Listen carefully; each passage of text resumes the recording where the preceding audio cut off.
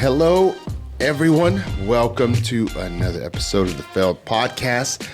My name is Sam Esquivel, and thank y'all so much for all the support. Thank y'all for all the subscribers that are out there. Thank y'all for tuning in. We got a great episode today, but you know what? I say that every time. I believe that whenever I get the cameras rolling, my goal is to have great conversations, and that is our goal today. It's going to be pretty easy. I got two very interesting people. I've gotten to know them a little bit. I'm helping them produce their own podcast, which we will get to here in a minute. And it's called D1 Coaches Pod. You can find it on YouTube and Spotify. But I'm kind of excited for this conversation because I have an idea what's going to come, but I think that they're going to give us a lot of insight into life and, just development, personal development, even with athletics and stuff like that. And you'll see what I'm talking about. But it is my joy to introduce our next two guests. We got David and Majo. Mm-hmm. I have to think because it's Majo Orellana. Mariana Orellana is her last name, but I was talking to her earlier, and I like it when she says them together because it sounds like a cool first name. And so welcome to both of you. Welcome to the Failed Podcast. How are y'all doing today? Awesome. Excited to be here. Thank you for coming. Yeah, thank you, Sam. It's great to be here. So are we going to be open that you're dating during this conversation? Not openly dating, just we can be open about dating. Yeah. So they're together. So I'm going to be talking to them that way. I'm going to be talking to them individually and how they see life as individual. But every now and then I might say, how is he? How is she? And that's why I'm asking that, because they also are colleagues at work, different departments, but they do work together. And so I want to make sure that I just wanted to get permission from y'all first.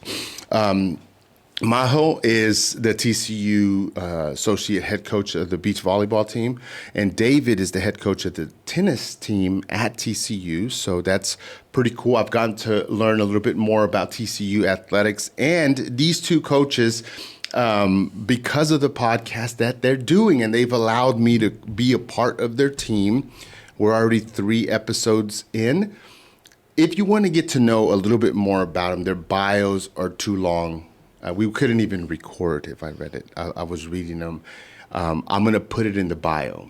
If you want to know who they are, just read below, scroll down, take a look. There's a lot there. I don't know. Let me start there. Okay. Whenever you read your bio, it's obviously taken a lifetime to create that. Because if you write it when you're 10 years old, you're like, I painted a tree and I played all day and I had fun. And that's like your bio, right? But when you get older and you look back and that thing is stacked, this accomplishment, that accomplishment, it's almost hard to talk about it. You have to be very humble to have a very long bio. I read both of your bios, very impressive. How do y'all feel about it? I feel good, Yeah. I feel like, it could be a long bio, but I still have a lot of time, and I still have a lot of things I want to do. Yeah. So I don't know, I feel passionate about life overall. Yeah. A lot of up and downs, which has been an amazing roller coaster. Yeah. Can't deny that. So even though it's long, you're not done yet? Oh, no. Yeah. No. I mean, that's not what I'm implying either. What I was getting at is people hesitate to share their accomplishments sometimes. Say, oh, here, talk about you. What have you done? Oh, I'm amazing, and I'm this, and people love me, and this is this. That's hard to do. But when I read your bio, it does it for you. How do you humbly receive that, David? Yours is longer, by the way. Oh, I'm older. I'm older. Much older. I don't think about the bio too much. Yeah. Never read it unless somebody tells me to paste it and copy it for whatever, some event coming up. Yeah. But what I would say is that I feel very fortunate, very lucky to have been surrounded by very good people and very good advice. And luckily, all the moves that I've made in the past, different jobs, different positions, have been positive, have allowed me to continue to grow, new experiences. So I just feel very lucky to have had the opportunities and had the people around me that helped me not screw it up. Yeah. And so looking at it, obviously, I see it and I just want to say congratulations. It's a lot there. It takes I know it takes a lot to accomplish those things, but we also have a journey that gets us there. And that's what I'm curious about today, because it's one thing to accomplish a lot, but it's another thing to figure out what fueled us to get there. When did we start seeing that we could be the people to do it, right? We're the chosen ones, whatever it is that's in front of us. So if you look back in your childhood, how would you sum it up? And it could be any age range that you can think of. How would you sum up your childhood that you would say kind of prepared you for who you are now? I think I have it really clear. I'm the oldest of three. My middle sister is 5 years younger than me. My parents both play sports. They met playing sports. So, we were put in like gymnastics at a very young age and tried like a lot of different sports. Also, both like very driven, right? Like both, my dad is a orthopedic surgeon, my mom's a biochemist. So, like strict family and driven. So when my sister was born, when she was around 2, my parents noticed that there was like some delay in some things, and then she actually had brain damage at birth. So she was put in this program that was very intense, that they had to go to Philadelphia, and it was a lot of things that she had to do. Yeah. And a lot of people that had to come and help for her to be able to stay in the program and stay, in line. So some of them things she had to army crawl, she had to run certain amount of miles a day when she was very young. So when I came back from school, like just left my backpack and it was time to crawl with her. Yeah. So I was playing, other sports, but I had blisters on my knees from crawling with her daily and playing games. How old were y'all at that time? I was around probably like 7 to... When that happened, it was like 7 or 8 till 12. Yeah. Like that period of time. So, and then we had to do like this thing where we had to sync and 3 people had to be there every 2 hours. So we had to coordinate, like it was brain coordination and movements and stuff like that. So I was very young, so I had to stand on a stool and move her head with a beat. And there was all, like she was in a diet, she was in a lot of different things. Yeah. So from a very young age, I understood what discipline was and what was like a goal and teamwork. Teamwork with my family, friends, everyone that came to help, and how my parents, my mom stopped working and everything was towards that. So, and also I think one of the things that really marked me was like, yes, like when you have someone with a disability in your family, right, you kind of like see a lot of bullying from other kids, so you become like a protector, caregiver from a young age. So what marked me was that I had everything to become whatever I wanted to become. My sister didn't. So very young, when I was very young, I was like, I'm gonna do everything I can to be my best, because I can, and for her. So, yeah. So it's like around that age, kids that I'm talking about myself only, don't appreciate much. As when I was a kid, I probably complained a lot during that time. You know what I mean? I want this, I want that, I want to stay up. But you kind of had to grow up a little faster than most. When did your efforts, I'm going to call it a sacrifice for your sister. Obviously you did it because you loved her, but you sacrificed. How long did it take for you to see, like, could you see the benefits of her physical therapy and all the stuff that you would do? Do you remember those times? Do you remember what it felt like when you said, she couldn't turn 3/4, now she can turn all the way? And that's a huge reward, but it's such a minute step. Do you remember what those victories felt like for you? Yeah, because she had like speech problems and not a lot of mobility on her left side and all this stuff, right? So, yeah, little things like also she had to perform for this program like gymnastics routines and stuff like that. So every time that they had to go every 5 or 6 months, every time that she accomplished and she moved to the next step or the next grade, it was like, wow. And then she graduated in 1992. And that was probably one of the best days of my life. There was this ceremony and we all were there. And it's like you graduate and then she can go to a normal school, back to normal school. So did she get back to good? Yeah. She got back to normal school. She graduated from middle school, high school, everything, and then she went to college. That's great. She got a degree in chef. She's a chef, and a degree in event planning as well. And also now she teaches. She's married now. She teaches cooking and kind of like how do you say, for kids and adults with special needs. Okay. So cooking class, but also how introduction to the workforce. So, if they do some internships in restaurants and stuff like that, she supervises. That's great. So, yeah, very purposeful life for her. And she works with a population that she identifies with. So it's really cool to see. And, yeah, I think, like, I'm what I am because of her I can see that. My parents, And sometimes I can be like, oh my gosh, like I didn't have time to play and I was like very stressed or whatever because my parents were stressed. But at the same time, it's like, this is why I do what I do, and I'm disciplined and I'm competitive and I'm driven and I'm passionate. So yeah. I know David's like, why did I even come? No, I'm joking. Yeah, correct. No. I don't have a story like that. No, we'll get to you in a second.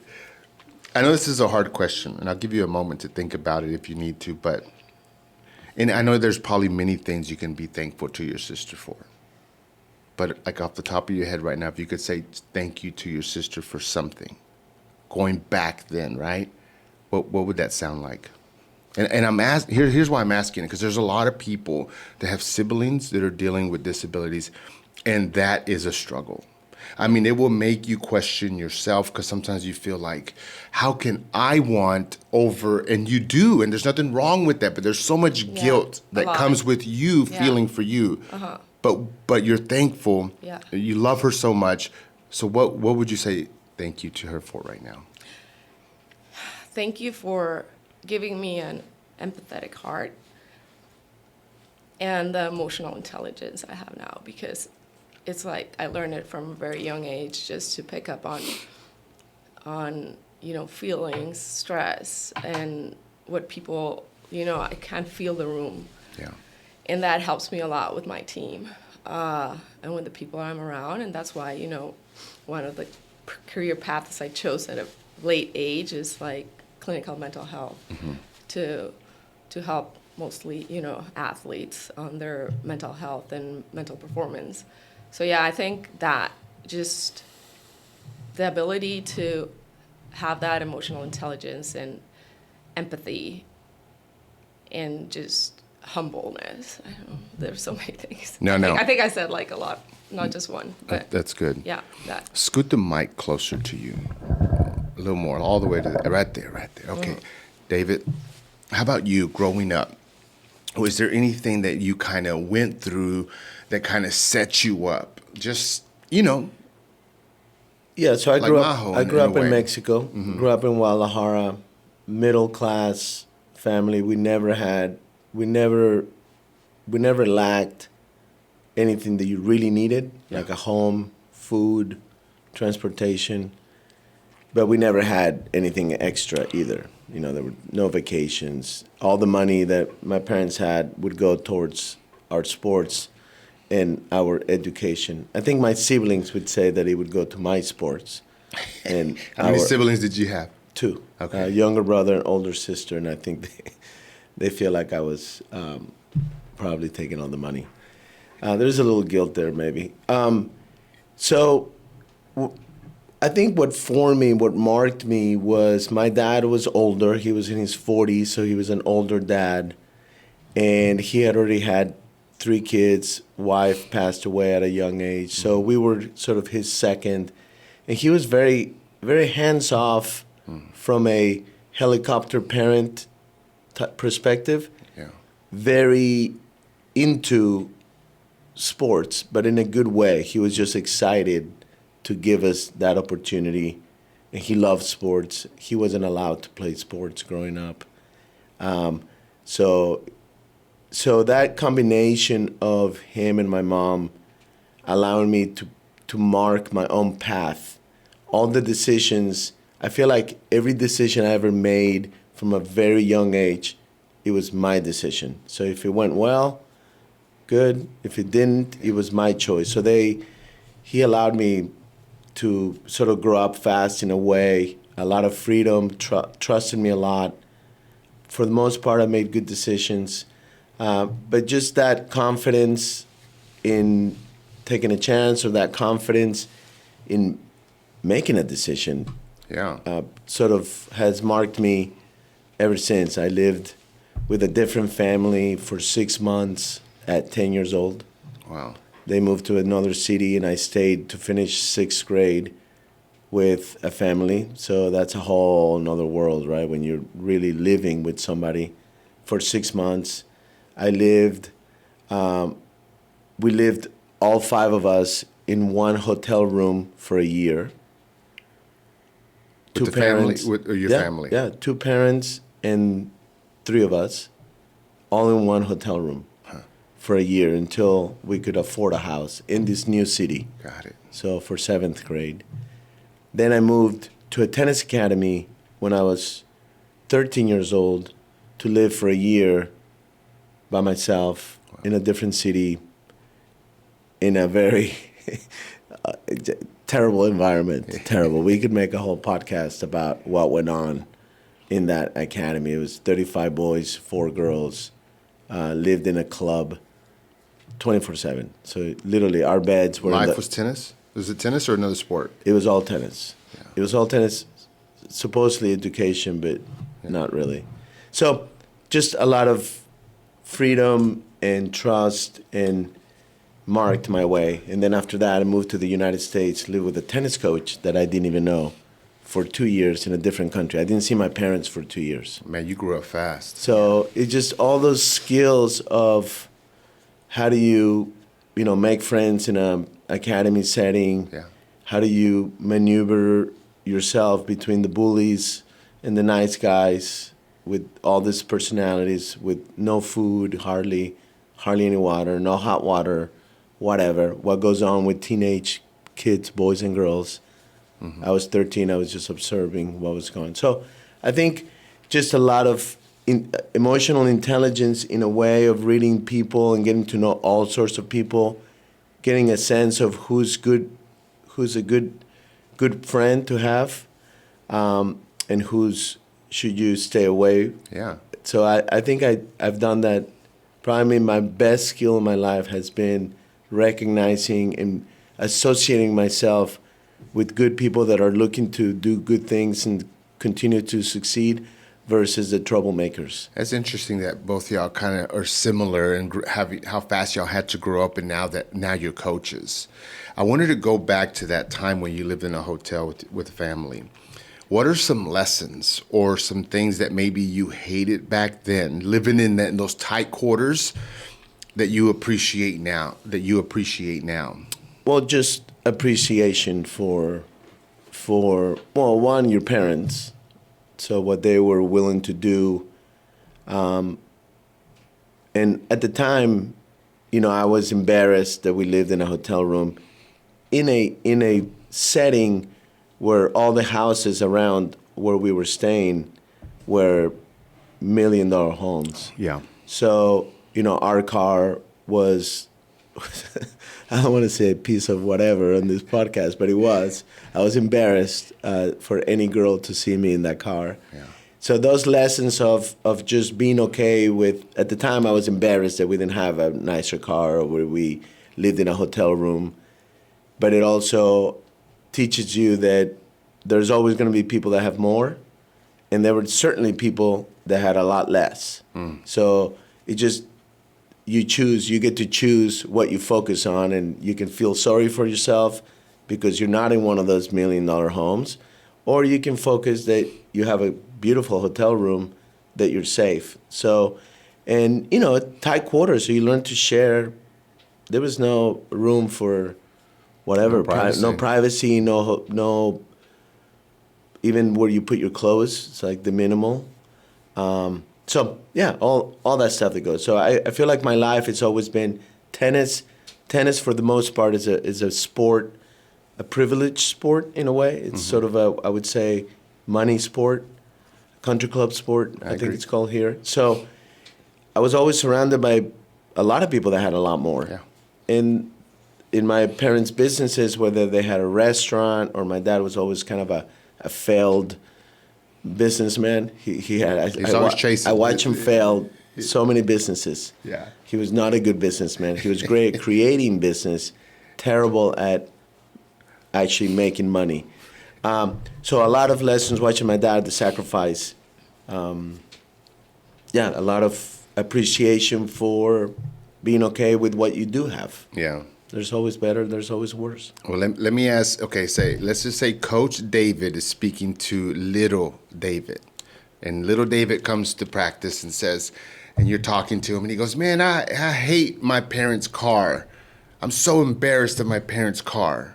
What would Coach Roditi today tell little David?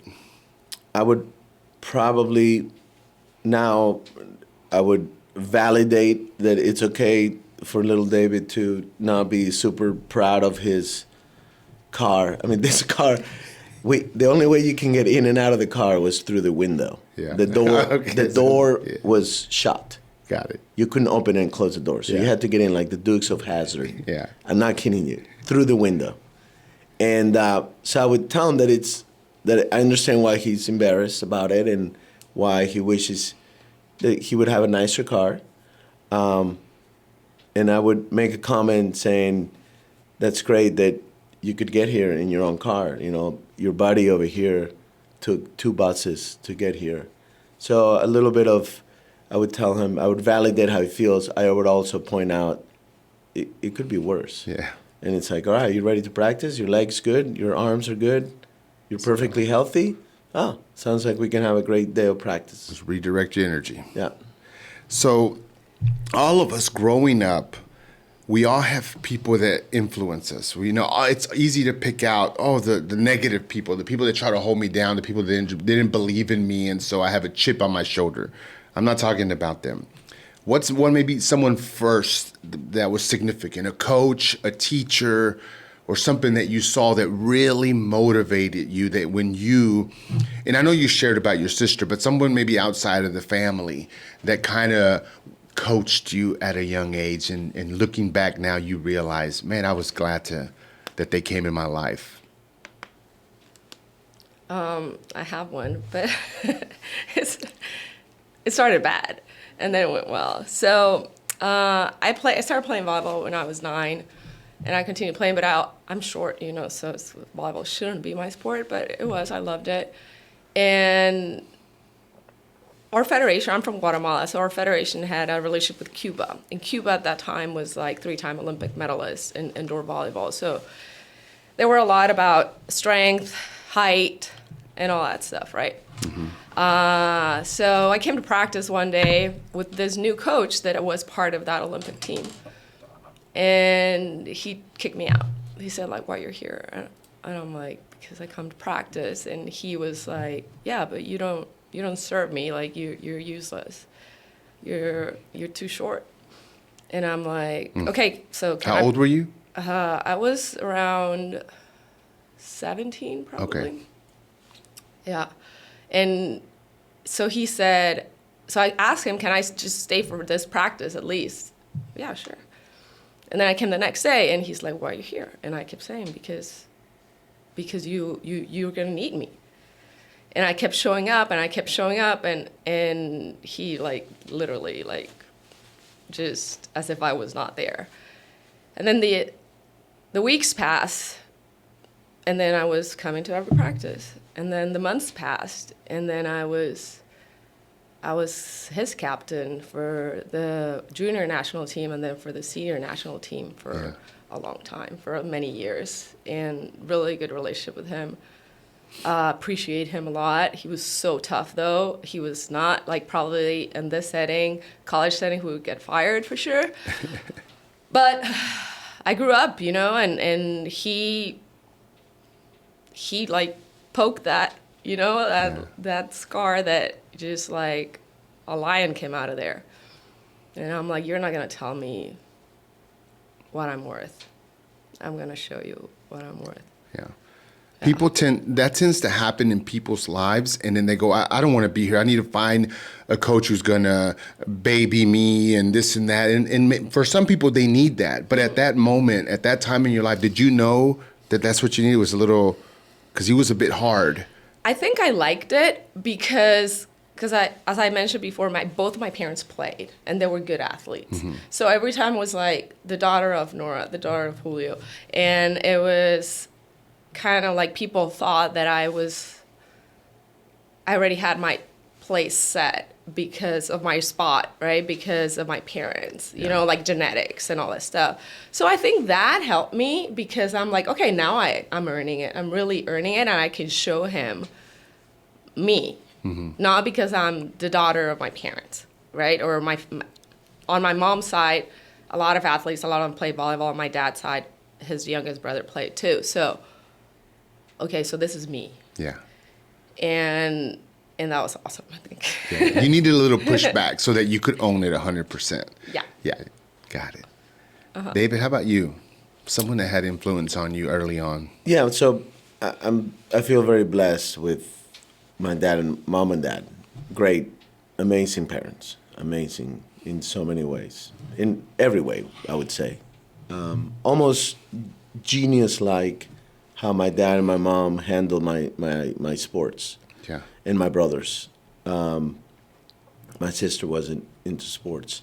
My life kind of changed when I moved to the United States. So my mom is American, so we had a dual citizenship. I didn't have to, in case Donald Trump is listening, I didn't have to illegally get here to the United States. So lucky there that my mom had the citizenship. So when I moved at 14, when I became a freshman in high school and I lived with a tennis coach, his name was Bob Clausen. He just passed away about 6 months. And he became my guardian. He was a coach. I would hang out with him all day long, learn.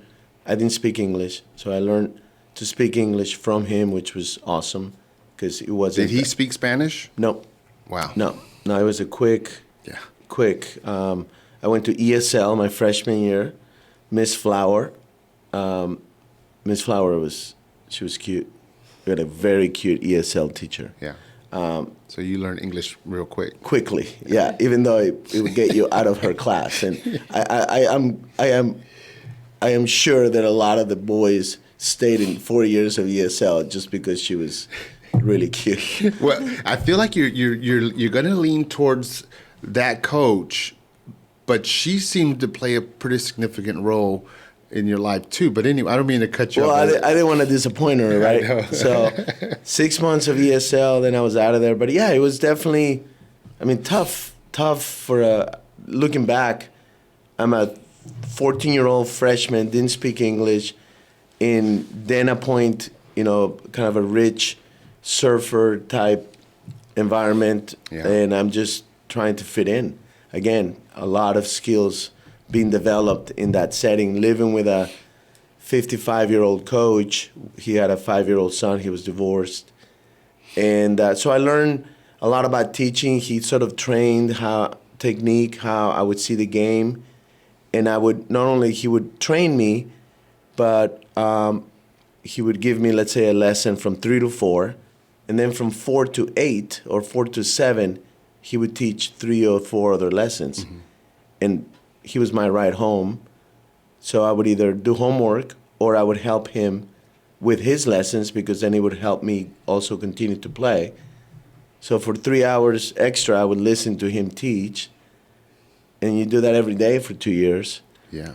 So he sort of trained my eye how to see things. He was very technical, stubborn as well. And so I learned a lot from his mistakes, but also from his eye, and kind of trained the coaching side of me. Mm-hmm. And then, again, really lucky to have a mentor like Dick Miller, who I met in high school, and he's become a mentor ever since.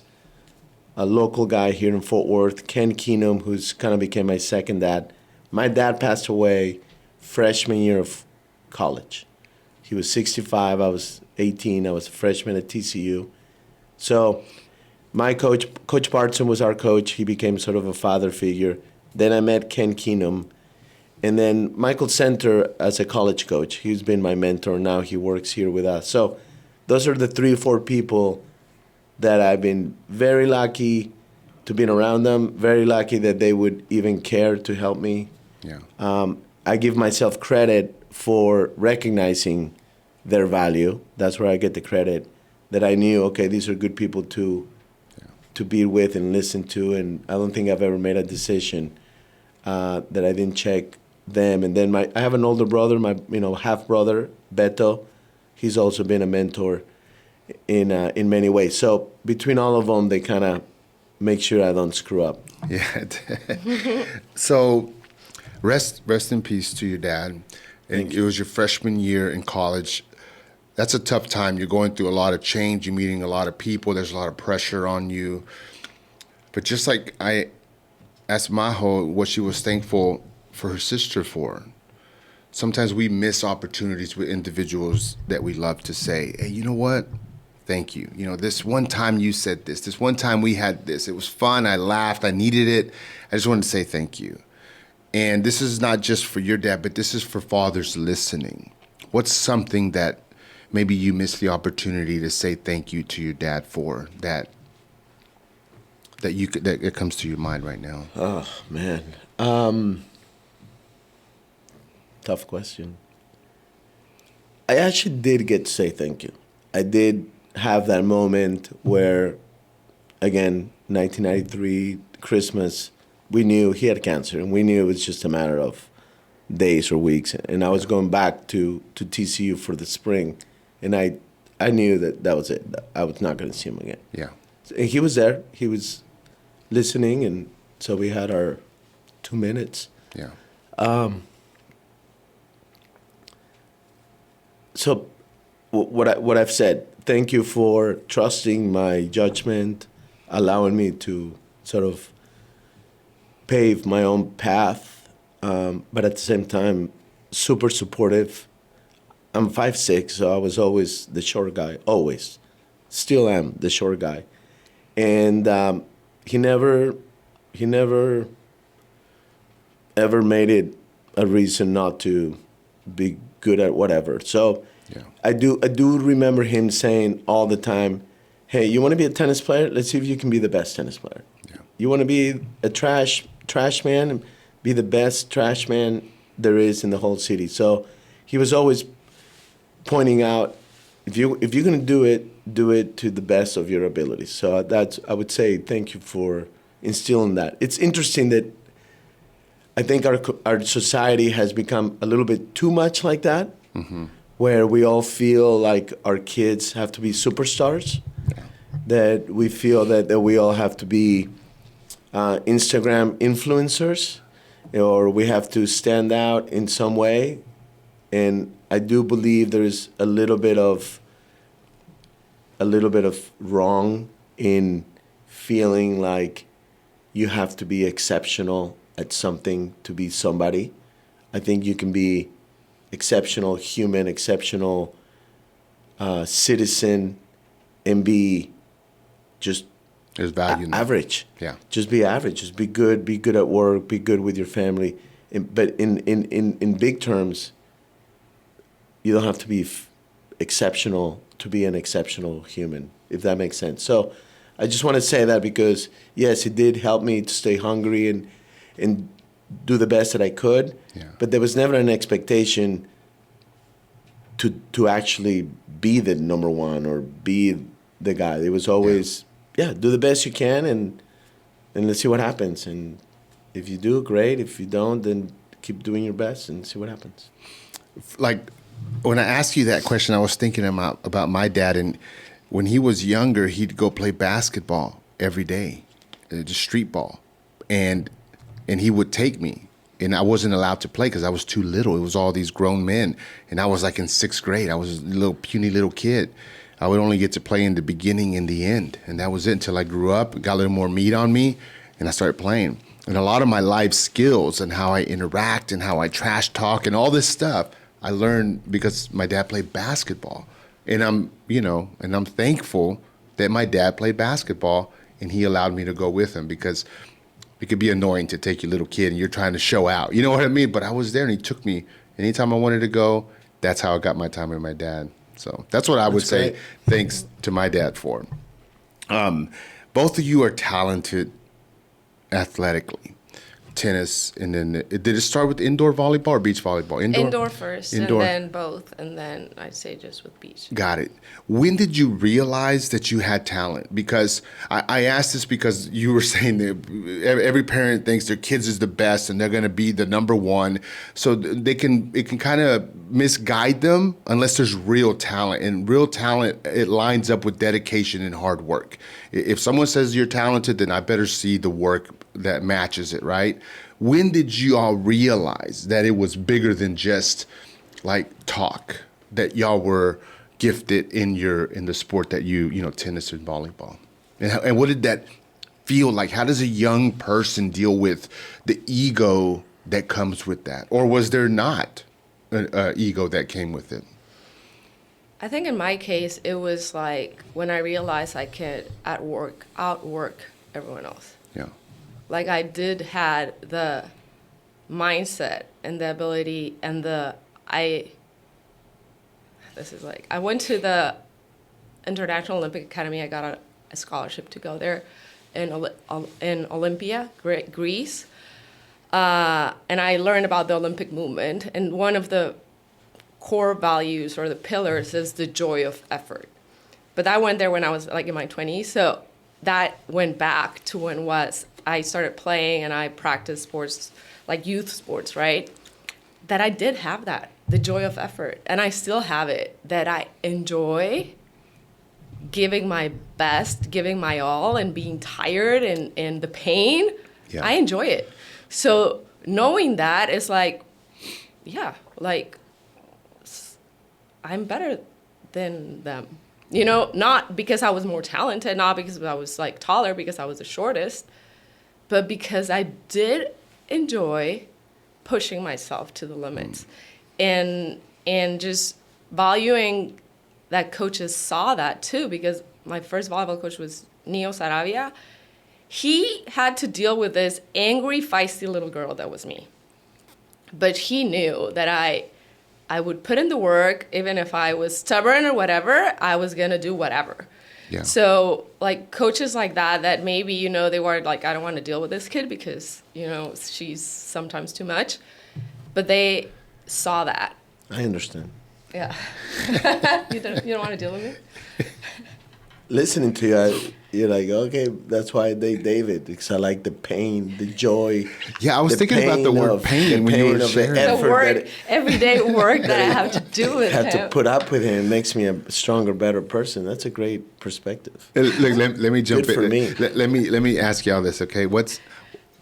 And stick to the question, David. What's one thing about Majo that you love about her, and then you about David, and keep it to one, and then we'll get back to the question. There's a lot of things I know that I love about Majo. She has a great ability of having the best of both worlds, of being that one that you were just listening to, the feisty, competitive, driven, even with me, can get really competitive, and in a good way. At the same time, that empathetic heart that she was talking about, that she developed with her sister. Yeah. That combination, I think it's amazing. Majo? Thank you. You're welcome. That's nice. I love his brain, how it works, just like how creative and how he always finds things to, get better at, or just, I don't know, he just thinks outside the box. And I love that, because sometimes I'm like a little, how do you say, like I hold myself back sometimes, of what the things I believe on or I think. But he just is so well spoken about it, and he transmits that. So I love that about him, and with a little bit of humor too, that sometimes I could be too serious about things, but he softens the moment, even if at that time I'm like, oh. But, and I'm going to add this because, sorry, I need to add this. He has such a big heart too, with people, with everyone. He cares about everyone so much, and my ego kind of takes a step back, because I know that I'm not getting all the attention, and it's okay. Mm-hmm. But I love how he is with everyone and all that. So I love that about him, really. That's great. How he can Thank you. just, the community he builds is just something amazing. Well, thank you for sharing that. Mm-hmm. Thank you. David, when you, getting back to the talent and realizing that you had it, when was that, how did you handle that? And I'm asking because there might be a young student who really is talented at something. They're about to face some things that someone like me, who wasn't like super talented at a sport at a young age, don't go through. We don't get what y'all got whenever y'all did realize it. So I don't believe in talent. I'll say that. I've never thought of myself as talented. I believe I developed a skill at a very young age because I was introduced to a activity, tennis, when I was 5, and I fell in love with it. That was also why I was so lucky, is that I found something at 5 that intrigued me, that entertained me, that I loved. I think I became a little bit of a circus act, because I was so short, so little at 5, but I could play. I could keep the ball in play. So I got a lot of confidence from everyone being so what's the word I'm looking for? Positive about my abilities. A lot Confident? of positive reinforcement from other people, like, oh my God, Got it. Look at you, you're so good. I think it's maybe because they thought I was 2 years old when I was 6, Again, I think my height always sort of, it helped me lower expectations, so therefore they were so impressed by my abilities. So I got confidence from people telling me that I was good, but I never thought I was in any way more talented than anybody. I was just competitive. I hated to lose, but I fell in love with an activity. That's what I believe in. And, for those kids, I think someone like Tiger Woods was exceptional at golf, not because he was born with the talent to become a golfer, is because he was introduced at 1 year old. It's pretty well documented, 1 or whatever, and he fell in love with it. He maybe didn't have a choice in the beginning, but he fell in love with it, and he was relentless, and he was very competitive. And that combination will create good things. We're going to transition from athletics to coaching right now, but before we do, I want to ask y'all this. What do you love about tennis, and what do you love about beach volleyball?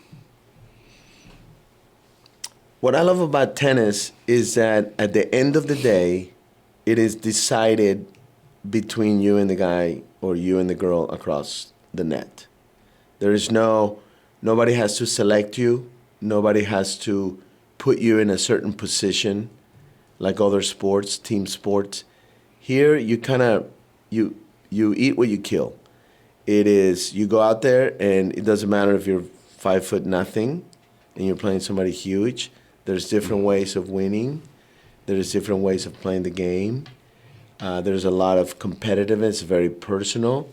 So you kind of get to create your own results and your own path, and it doesn't matter what anybody thinks of you. If you win, you get opportunities, and if you don't win, you don't get opportunities. Whereas I feel like in team sports, somebody has to give you a chance in some way. Mm-hmm. Majo, how about you? I'm super passionate about my sport for so many ways, in so many reasons. But one of the things is like it's super variable, so you have to adapt. You have to adapt to playing with a new partner. You know, who's your opponent for sure, right? To the elements, so the depth of the sand. Is it hot? Is it, if it's cold, it's like you're freezing, like the wind, the sun. There's so many things, the rain, and you have to adapt to all this stuff. So, and it also like, it's a partnership sport, which it gives you a lot of communication skills. So you need to learn, it's like a marriage. You need to learn how to communicate as business, but at the same time, you need to know how to relay the message, like what's the message she's receiving. How can I get the best out of her? Like probably I need to like somebody to fire me up, and my partner needs someone to just be calm and give her confidence. So I love that part of the game, and also that you don't have a coach most of the time, so we're only allowed to coach on side switches and timeouts. So you have to figure out your strategy. So most of the beach players compared to the indoor players, they're more self-driven.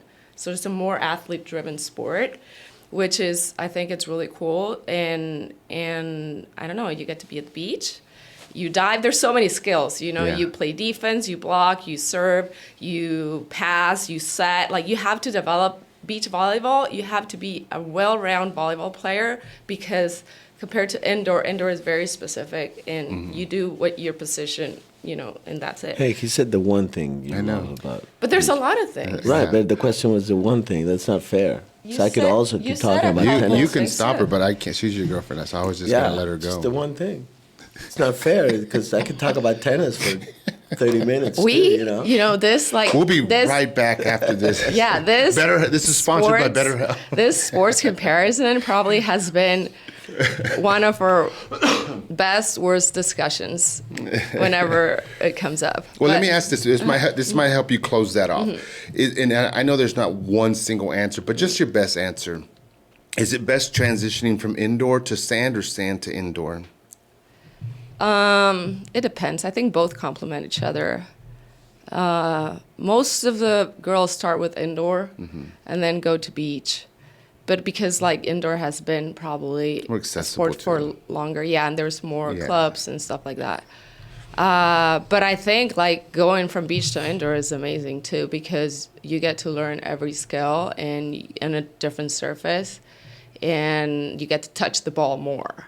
So indoor, you touch the ball kind of like sometimes you pass, and that's the only touch you get, and you don't touch it all the time, because Yeah. if they don't hit at you, you're not touching the ball a lot. There's more space in The between. setter is the one that touches the ball the most, and in beach, you touch the ball every single time the ball comes to So your you side. you understand the feel a lot quicker, more You consistently. get more reps, Yeah. basically, of everything. Yeah. Well, thank y'all. Both of you are coaches. Y'all got young people under you. Y'all have developed a lot of people. Y'all have seen ups and downs. I can't even begin to talk about what coaching has allowed y'all to learn. But let's get into a little bit of your coaching philosophy. The question, not the question, we're transitioning into your coaching first years. How did you transition from your sport to becoming the coach that you are today? What did those first few years look like? Okay. In my case, I never wanted to be a coach. Basically, from Guatemala, a woman, sports it's considered a hobby. So every person in my family and everywhere was like, where are you going to grow up and stop playing volleyball or this and that? Yeah. And coaches are not well paid, athletes are not, don't make money. So sports was totally against what my parents wanted for me. in my career or anyone else. So I was always working on different things. So I had part-time jobs, played sports, go to college, all that stuff. Okay. So basically I started coaching because they opened like a multi-sports academy in Guatemala, and they asked me if I wanted to run a beach volleyball club. And I was still playing at that time, and I was actually working, but the company I was working for had to cut off a lot of people, mostly like on the management side of it. And I was one of like a manager of like, it was called China Extension. So it was like nothing to do with sports, I dealt with Chinese factories and imports to Central Latin America. So it was completely different. So then that's how I started. And I loved it. First week, and I started coaching and mentoring, and it was just so natural. Yeah. It was so cool. And then I started coaching club back home, and then I started bringing girls to camps in the United States. And then I got an offer from here in the United States if I wanted to come and work for them in San Diego, California. And then a year after, I was working in the United States, and I've been here for 12 years. Wow. We'll get to that in a minute. David, how about you? How did you step into coaching? So for me, it was the opposite in the sense that I knew that I always liked teaching and coaching. My teammates at TCU would joke that I would be coaching them in the middle of each other's match. I'll be playing and telling them, hey, this guy's doing this and this to you. Like, you got to make a switch. So I taught a little bit on the side at a young age to make a little money. My exposure to my coach, all those hours, was training me to be a teacher. I would say my job at a boarding school called St. Stephen's in Austin, I was on the court all day with all sorts of levels of athletic ability, skills, age, physical attributes, all of it. And I had to learn how to get the most out of all those different levels. Then became a national coach, and there I was surrounded by all the best coaches in the world, the best information. So that combination of all those hours, so many mistakes, so many failed ideas of how to help somebody get better, followed by being, again, lucky to have access to all these best coaches in the world. I was always very inquisitive about if there was a coach that had a good player, I would observe, I would watch his coach, I would ask questions, always trying to learn from everybody. I don't know what kind of coaching styles there is, or if you can even sum yours up. But we're going to give it a shot, okay? And we're going to make this a fun exercise between both of y'all. I'm going to have each of you describe your coaching style, and then David, maybe you go first, and then Majo, you tell me how you describe his coaching style, and then we'll flip it. So, David, how would you describe your coaching style? How does it look? How would you can you describe it? Well, I can guess what people would say. The way I would describe it is fundamentally very sound, I put a lot of value into doing the fundamentals absolutely correct. And then how do I take all this information in my brain, filter it, and what's the one thing I can tell this one player with all his filters, all his characteristics, what's the one thing that I can say to this player that would make the biggest impact? So my goal is to say one word that takes into account everything that's in my brain, all the elements, and simplify it to one word so that player can just do that one thing and see what happens.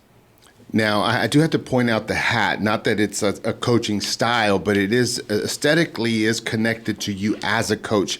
Can you give me a brief history of the hat and you being the coach? Because I think I got an NCAA shirt from you, and there was a hat on top of it. I imagine that was in homage to you. Yes. So can you give me a little insight? Well, there is no other tennis coach anywhere in the world that's maybe, West Texas or something. There might be somebody coaching high school with a cowboy hat. Yeah, it's very unique. It's very unusual. Roger Sheffalo, who owns his store here, Western store, makes beautiful hats. It's actually really nice hats. He gave me one, and I put it on, and it kind of caught attention. Social media, I have a very big marketing side to my brain. I believe in, hence the podcast and everything, just expanding our sport, expanding TCU Athletics, expanding TCU tennis, expanding TCU men's tennis, building a brand, promoting the brand. And the hat kind of became sort of a thing. And I'm okay. I have a line, and I say, give them what they want. They want this short Mexican coach with a cowboy hat on, then give them that. And it became a thing, and now I can't take it off. It's kind of part of it. Thank you, Sam. It's super comfortable. It's nice and warm. When it's cold, you can't put anything better in your head than one of these. It looks great. Thank you. Majo, I'm going to rephrase it. What's your favorite thing about his coaching style? I would say, I'd said it in the podcast, about how he's looking to, have a legacy I love that he keeps, TCU tennis is not only about the 10 guys that are there that year or for 4 years. It's about everyone that is transitioning to going pro and all that stuff. So I love about his coaching style, how he sees the big picture. Mm-hmm. Yeah, I'm more detail driven. So how he sees the big picture and how he, what he articulated there, and he has all these things in his head and what can be one word that can encapsulate everything. I admire that a lot from him, because I'm more a lot of little things, Yeah. And we'll get to that. Mm-hmm. How would you describe your coaching style? As she's answering that, David, think about what you like about her coaching style.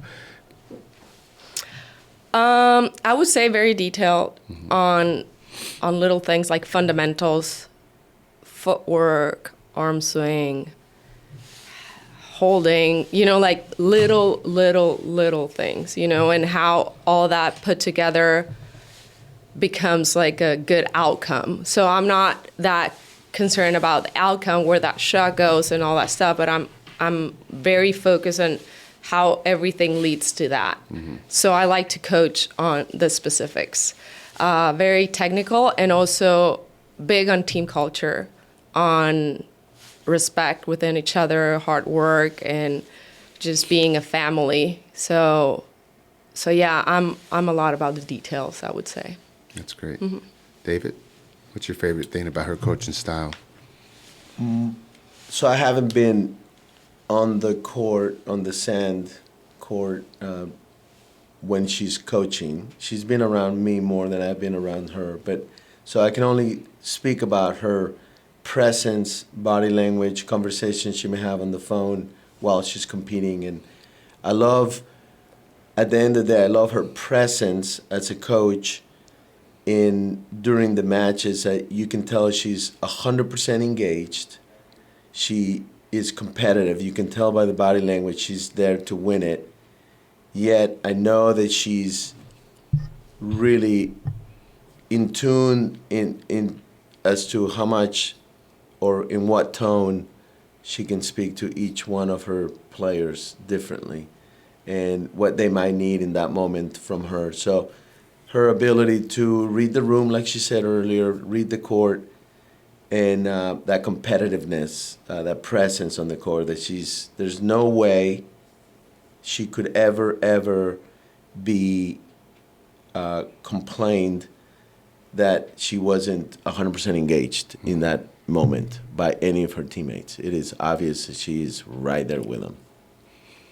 What's one of the biggest challenges that you face as a coach today?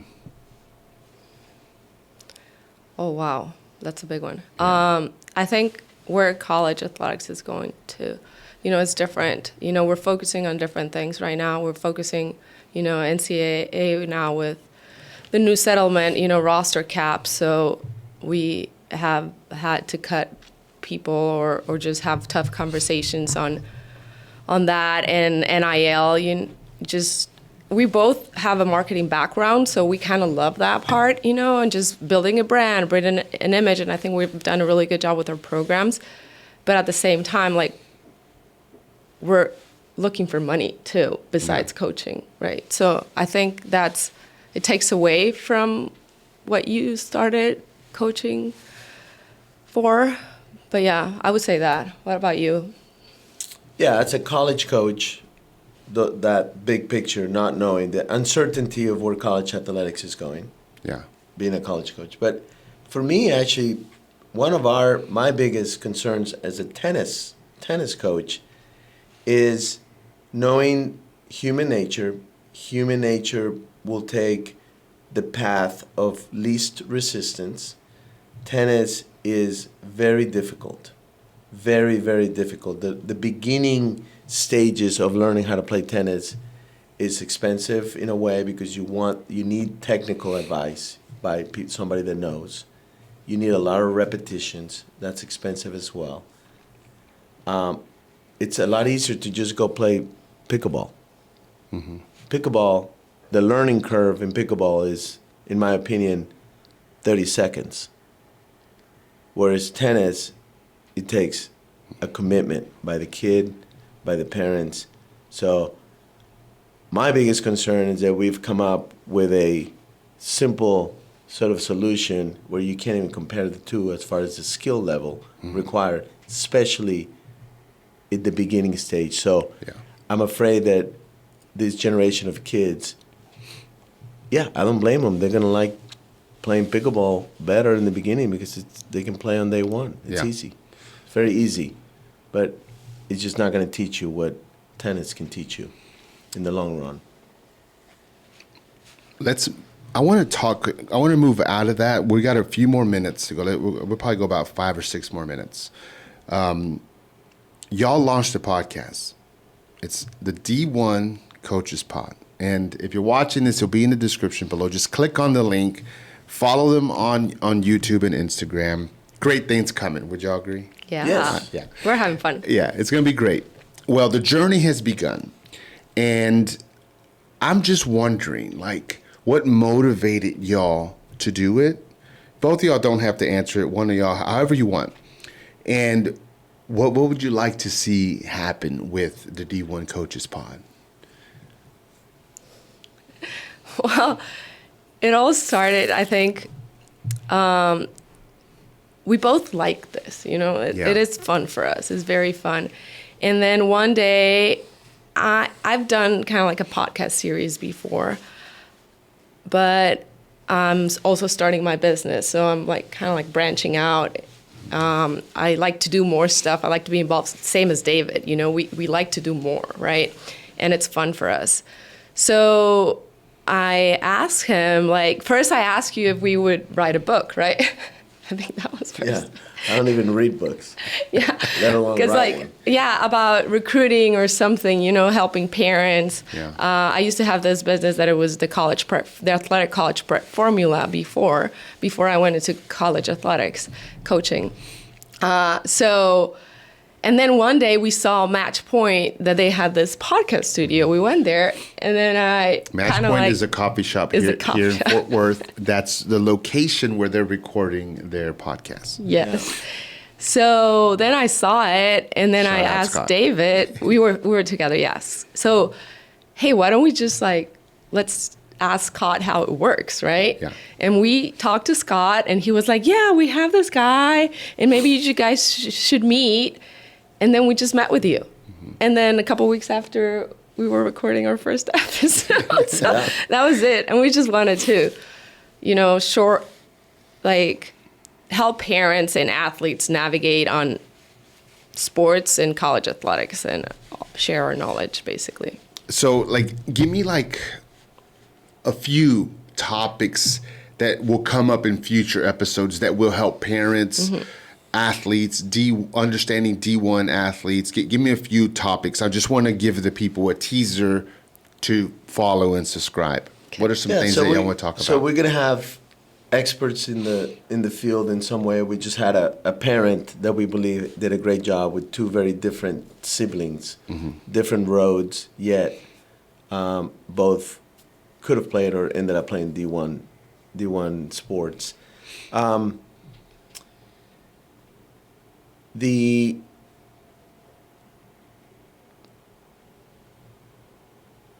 would say recruiting would be a huge one. Yeah. Of topic. That's one of the biggest topics. Within recruiting, there is so much of it. How do you navigate the whole recruiting process if you have a freshman in high school? How do you develop so that you are more recruitable? Got it. What is the behavior and what role do we see from a coach's point of view for the parents to play? What's too much? What's not enough? Yeah. How do you schedule? What are the expectations? How competitive? How many scholarships? Where is athletics going? All those things are pretty intimidating, I would think, for parents. And we get asked all the time by parents. We have a little academy, tennis academy at TCU. And parents, that's a big concern is, what about college athletics? And can you help us navigate? So it's a very broad concern for parents is how to navigate it all. Majo, what are some topics you hope to be bringing on the podcast? Also, we talk a lot about our programs and how they're doing, and kind of like stories that can relate to other athletes, parents, families, other coaches, right? Also, things that can help to elevate your game, right? Like your mindset, your mental game, your nutrition, performance. So we want to bring people that can help our fans understand a little bit more about the process and different topics, right? So strength training, recruiting, we're going to bring coaches from other sports. We're going to bring athletes, like student athletes currently in our sports. We want to record a couple of podcasts in Spanish too, because that's our first language, and we want to help Hispanics, Latin America to understand how everything works here in the United States, because it's very confusing. Yeah. If you don't live here, you don't know how it is, right? Also, mental health for you, for athletes, for mental performance. Yeah. So it's good. My company's name is The Growth Performance.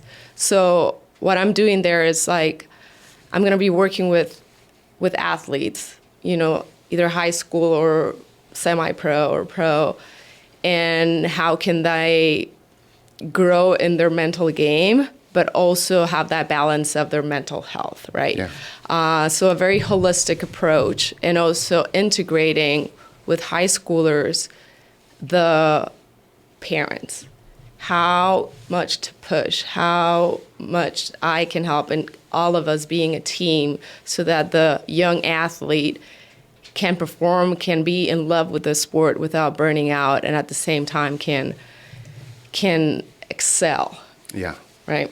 Well, it sounds like there's a lot of great episodes coming up. I wish y'all well. That's your job, Sam. Yeah. But I am looking forward to what's coming, because y'all are a very exciting team, and so far it's been a pleasure working with y'all. And so let's continue moving forward. Before I close up, I like to finish up with one final question about failure.